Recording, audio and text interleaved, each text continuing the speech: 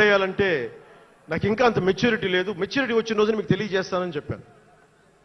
ఆ వ్యక్తి అప్పటి నుంచి ఇప్పటిదాకా అరుదుగా అప్పుడప్పుడు కలుస్తూ ఉంటాను. ఈ రోజున హైదరాబాద్ సెంట్రల్ యూనివర్సిటీ ప్రొఫెసర్, మీలో కొంతమందికి తెలిసి ఉండొచ్చు, ప్రొఫెసర్ శ్రీపతి రాముడు గారికి మనస్ఫూర్తిగా నా ధన్యవాదాలు తెలియజేస్తున్నాను. వారిని వేదికపైకి రమ్మని మనస్ఫూర్తిగా కోరుకుంటా ఉన్నాను.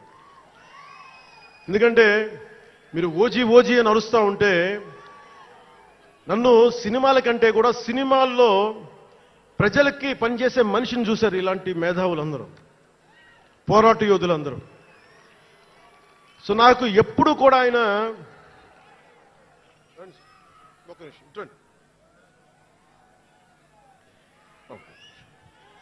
ప్రొఫెసర్ గారు మన జనసేన పార్టీ కాదు, ఆయన ప్రొఫెసరే. బహుజన సిద్ధాంతాల కోసం, అంబేద్కర్ ఆశయాల కోసం, అణగారిన వర్గాల కోసం నిలబడ్డ వ్యక్తి. ఆయన చాలామంది విద్యార్థుల్ని పిహెచ్డీలకి సిద్ధం చేసే వ్యక్తి. మన దగ్గరున్న బేతపూడి విజయ్ కుమార్ గారు కూడా ఆయన శిష్యుడే. ఇలాంటి శిష్యులు ఎంతమంది తయారు చేసి ఆయన జనసేన ఎప్పుడు నాకు అండగా ఉంటారు. ఓడిపోయినా నిలబడ్డా ఎప్పుడైనా సరే నమ్మకం ఏంటంటే మీరు ఉండాలి, మీరు రాణించాలని నిరంతరం తప్పించే శ్రీపతి రాముడు గారికి నేను ఇవ్వగలిగేది ఒకటే, నా గుండెల నుంచి ప్రేమ ఇవ్వగలను.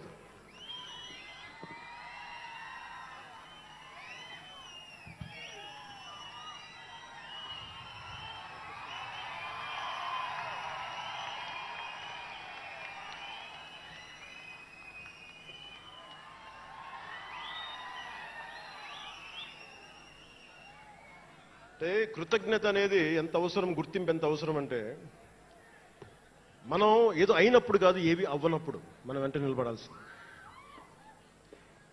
నేను థ్యాంకింగ్ నోట్స్ చెప్దాం అనుకున్నా. ఎవరికి చెప్పాలి? ముందుగా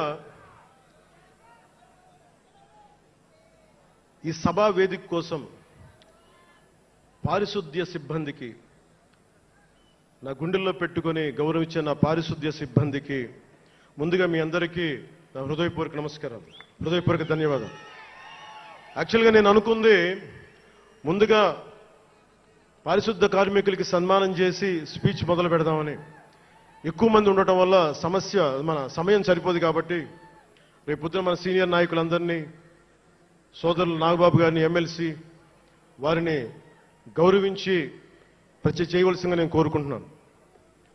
అలాగే దారి పొడవునా శుభాకాంక్షలు తెలియజేసిన హోర్డింగ్స్ ద్వారా నా సోదరులు సోదరీమణులందరికీ, ప్రతి ఒక్కరికి, నాయకులందరికీ నా ధన్యవాదాలు. డిప్యూటీ సీఎం పేషి అధికారులందరికీ కూడా నా ధన్యవాదాలు. నా సెక్యూరిటీ సిబ్బందికి కూడా నా ధన్యవాదాలు. ఈ ఆవిర్భావ దినోత్సవానికి ముందుండి నడిపించిన గౌరవ సివిల్ సప్లైస్ మంత్రి, Janasena political affairs committee chairman, నన్ను కాలానికి నా పరీక్షలు పెట్టి కానీ ఒకసారి నిర్ణయం తీసుకున్న తర్వాత ఓడిపోయినా కానీ వెన్నంటే నిలబడ్డ నా సోదరుడు, పిఎస్సి చైర్మన్, గౌరవ సివిల్ సప్లైస్ మంత్రి శ్రీ నాదెండ్ల మనోహర్ గారికి నా హృదయపూర్వక ధన్యవాదాలు.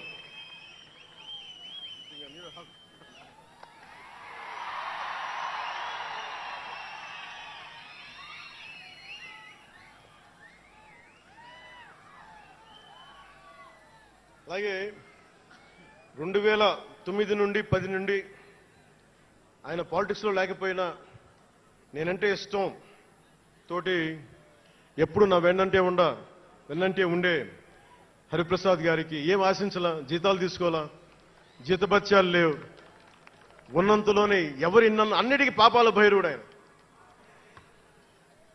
పవన్ కళ్యాణ్ ఆ నిర్ణయం తీసుకోలేదంటే ఈయనే ఉంటాడు కారణం అంట. పవన్ కళ్యాణ్ తేలిక మాట నేస్తాడే అందరి మాట. పవన్ కళ్యాణ్ కొంచెం ఆలోచన ఉంటుంది కదా.